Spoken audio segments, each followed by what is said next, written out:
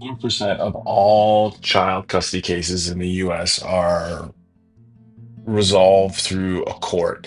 96% are usually resolved outside of court, usually through mediators or parents just agreeing what's best for their children. Unfortunately, I find myself in the 4%, and this is my story of that battle. It's important to shed light on that 4% because of the impacts it has, not only on the people going through it, but also on the children themselves.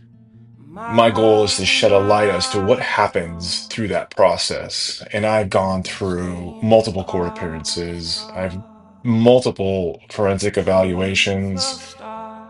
There's alienation, there's manipulation, there's supervised visits, and this is just my story through that. I am not an attorney. I am not a psychologist. I am just a father of three boys fighting for equal custody because I believe that children need both parents in their lives. And this is my story going through all of this, and I hope it sheds lights on what happens in that 4% and how brutal it can be and what a really awful battle it can be, but also show what a great opportunity it is to really figure out and find out who you are as you go through such a horrible process. I hope you enjoy. I will be releasing episodes usually weekly. I'm going to start from the beginning. We'll start with just the relationship itself and the accountability that was needed from me in that relationship and what I learned from it. And then we'll go through all of the legal processes that I found myself in, not knowing what to do.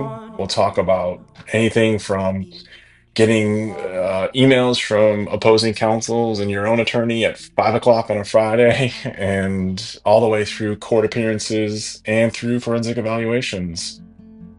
I hope you find this helpful, and I hope that this can actually bring some change in the justice system when it comes to these types of cases and how tolling and taxing they are, not only on the people, but on the system itself.